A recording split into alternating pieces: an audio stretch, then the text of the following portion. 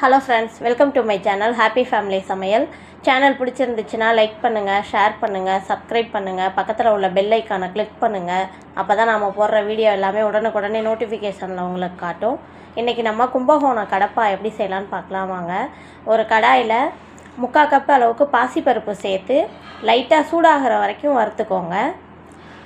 அதை குக்கரில் சேர்த்துட்டு ஒரு 2 டைம் கழுவிட்டு பருப்பு மூழ்கிற அளவுக்கு தண்ணி சேர்த்துக்கோங்க. 2 உருளைக்கிழங்கு தோல் சீவிட்டு சேர்த்துக்கோங்க. சேர்த்துட்டு குக்கரை மூடி விசில் போட்டு ஒரு 4 விசில் விட்டுக்கோங்க. மஞ்சத்தூள் கொஞ்சமாக சேர்த்துக்கோங்க.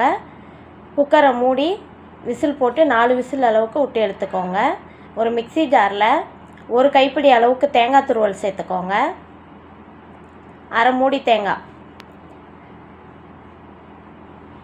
ஒரு 2 மூடி இருக்கும் இல்லையா, அதில் ஒரு மூடியை துருவினீங்கன்னா நல்லா ஒரு பெரிய கைப்பிடி அளவுக்கு தேங்காய் கிடைக்கும். தேங்காய் சேர்த்துக்கோங்க. 2 ஸ்பூன் அளவுக்கு வறுகடலை சேர்த்துக்கோங்க. 1 ஸ்பூன் அளவுக்கு கசகசா சேர்த்துக்கோங்க. 1 ஸ்பூன் அளவுக்கு சோம்பு சேர்த்துக்கோங்க. சேர்த்துட்டு கொஞ்சமாக தண்ணி, பச்சை மிளகா ஒரு 3 பச்சை மிளகா சேர்த்துக்கோங்க. சேர்த்துட்டு தண்ணி சேர்த்து ஃபைன் பேஸ்ட்டாக அரைச்சி எடுத்து வச்சுக்கோங்க. ஒரு கடாயில் 2 ஸ்பூன் அளவுக்கு எண்ணெய் சேர்த்துக்கோங்க. எண்ணெய் நல்லா சூடானோன்னே பிரியாணி ஸ்பைசஸ் எல்லாமே சேர்த்துக்கோங்க. 2 துண்டு பட்டை, 2 கிராம்பு, பிரிஞ்சி இலை, கல்பாசி, அன்னாசி மொக்கு எல்லாமே சேர்த்துக்கோங்க.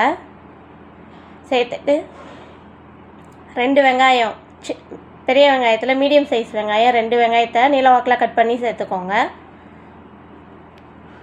சேர்த்துட்டு நல்லா கலந்து கொடுங்க.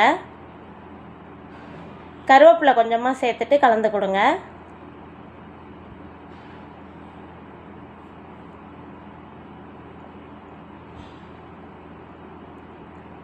வெங்காயம் நல்லா வதங்கி வரட்டும்.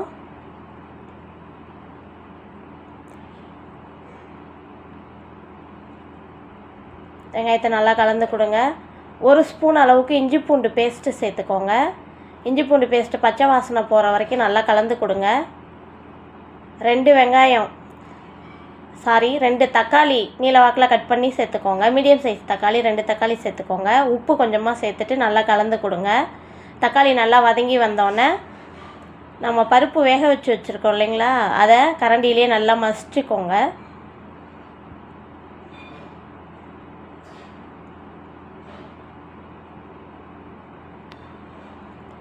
தக்காளி நல்லா வதங்கி வந்தோடனே நம்ம மசிச்சு வச்சுருக்க பருப்பை சேர்த்துக்கலாம். பருப்பு சேர்த்துட்டு தேவையான அளவுக்கு தண்ணி சேர்த்துக்கோங்க. பாசிப்பருப்பு சேர்த்துருக்கிறதுனால குழம்பு இன்னும் கொஞ்சம் நல்லா திக்னஸ் கொடுக்கும். அதனால் கொஞ்சம் எக்ஸ்ட்ராவாகவே தண்ணி சேர்த்துக்கோங்க. 2வது நம்ம தேங்காவோட பொட்டுக்கல்லை சேர்த்து அரைச்சிருக்கோம். பாசிப்பருப்பு பொட்டுக்கல்லை 2மே திக்னஸ் கொடுக்கும். அதனால் தண்ணி உங்களுக்கு கொஞ்சம் தண்ணியாக இருக்க மாதிரியே பார்த்து சேர்த்துக்கோங்க. பருப்பு சேர்த்தோடனே கொஞ்சம் நல்லா கலந்து கொடுங்க, இல்லாட்டி அடி பிடிச்சிரும். சேர்த்துட்டு இந்த அளவுக்கு பருப்பு நல்லா கொதித்து வந்ததுக்கப்புறம் நம்ம அரைச்சி வச்சுருக்க தேங்காய் பேஸ்ட்டு சேர்த்துக்கலாம்.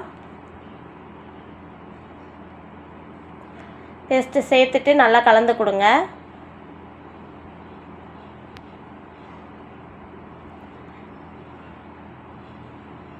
ஒரு 5 நிமிஷம் கொதிக்க வச்சிங்கன்னா நம்மளோட கும்பகோணம் கடப்பா ரெடி. மிக்ஸி ஜாரை கழுவி சேர்த்துக்கோங்க. கொஞ்சமாக மல்லித்தலை கட் பண்ணி சேர்த்துக்கோங்க.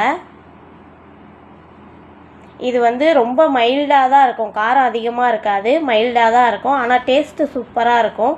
இட்லி, தோசை, பூரி, சப்பாத்தி எல்லாத்துக்குமே இதை தொட்டு சாப்பிடலாம். சப்பாத்தி பூரிக்கு கொஞ்சம் திக்காக சேர்த்துக்கோங்க. அவ்வளோதான்.